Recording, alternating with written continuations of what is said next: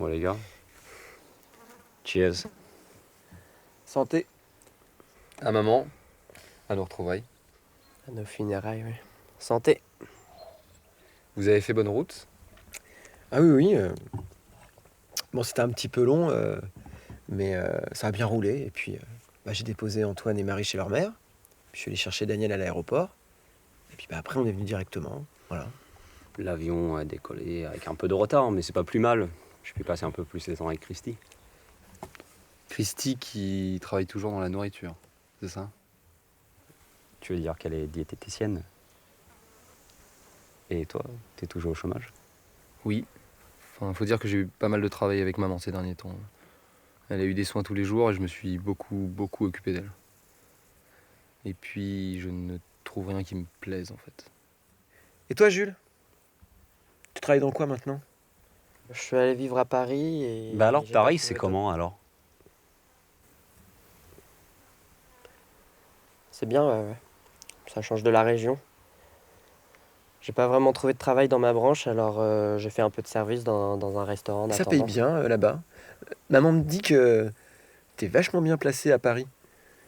Et tu vis avec ta copine? Enfin, je veux dire, t'as une Ou copine. peut-être un copain, non? Très drôle. Non, je n'ai personne. Il taquine juste. Vous vous souvenez quand il avait les cheveux longs? Je veux dire très longs, très beaux, très soyeux.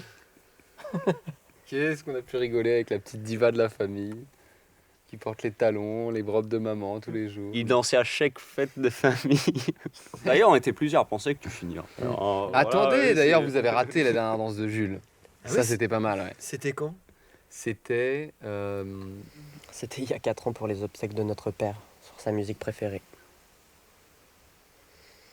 Maman aurait aimé que vous soyez là, hein. Elle aurait besoin de votre soutien, vous savez. Mais elle a bien vite compris qu'il fallait pas trop vous en demander. Pareil que votre père était fatigué, non? Enfin, il travaillait beaucoup. Non, pas plus que ça. Faut dire qu'avec deux enfants capricieux comme vous, ça devait pas être évident de satisfaire tous les besoins de la famille. Je suis pas le seul à le penser. Parfois, on pousse les gens à bout sans s'en rendre compte. Surtout les parents. Pour qui c'est facile de sentir qu'ils deviennent impuissants, qu'ils perdent le contrôle sur leurs enfants, pour qui ils ont tout donné, pour qui ils sont démenés, vous voyez. Qu'est-ce que vous insinuez avec ça, au juste? Que c'est de notre faute si notre père était fatigué et qu'il est décédé? Parce que si on va par là, il faut rappeler que votre père vous a lâchement abandonné sans aider ne serait-ce qu'une seule fois maman pour vous élever. Puis qu'il est revenu comme une fleur pour prendre Daniel avec lui pour se donner bonne conscience.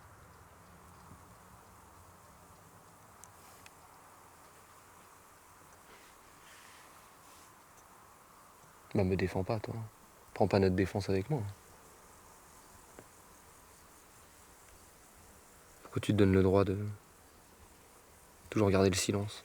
Tu te sens meilleur que les autres? J'ai toujours pris avec toi. Tu t'es toujours lié à maman et papa et moi j'étais toujours derrière celui qui donnait le mauvais exemple. T'as raison, continue à la boucler comme d'habitude. C'était beaucoup plus simple avant ta naissance. Tout aussi silencieux mais pour de bien meilleures raisons. Mais qu'aimerais-tu que je te dise au juste? Qu'ils nous ont toujours mal aimés parce qu'on est arrivé en dernier? Qu'à leurs yeux, on a pris la place qu'ils avaient auprès de notre mère? C'est vraiment ça que tu veux entendre? Et en plus, tu voudrais que je m'excuse d'être né? Que je parte et que je te laisse maman pour toi tout seul? Tu sais, si j'avais pu choisir, j'aurais préféré jamais te rencontrer. Tu ne te rendras donc jamais compte que tu nous as gâché la vie. Arrête! Que tu nous as tous maltraités avec tes menaces, tes phrases blessantes, puis tes plus plates excuses, notre pauvre mère. Les garçons,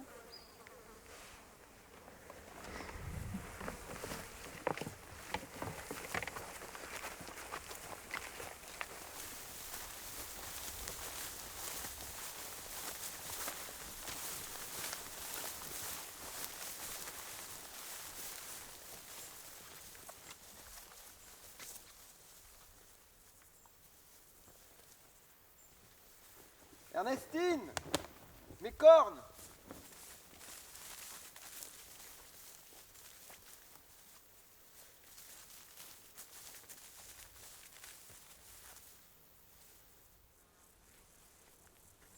Mesdames, Messieurs,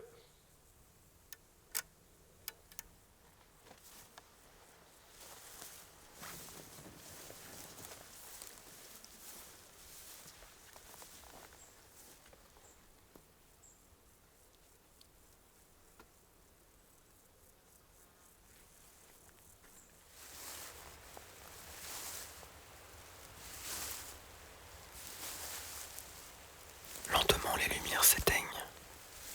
La chaleur se meurt.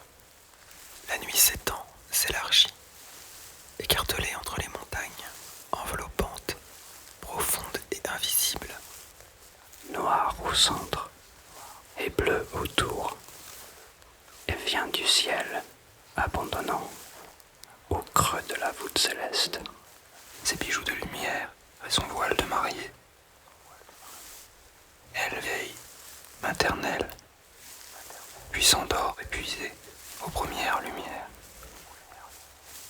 C'est un au revoir, peut-être un adieu. Et pour oublier ce pincement au cœur, je croque une pomme, encore verte, douce et acide. Le pommier, chargé de tant de fruits, n'en peut plus. De me tendre les bras.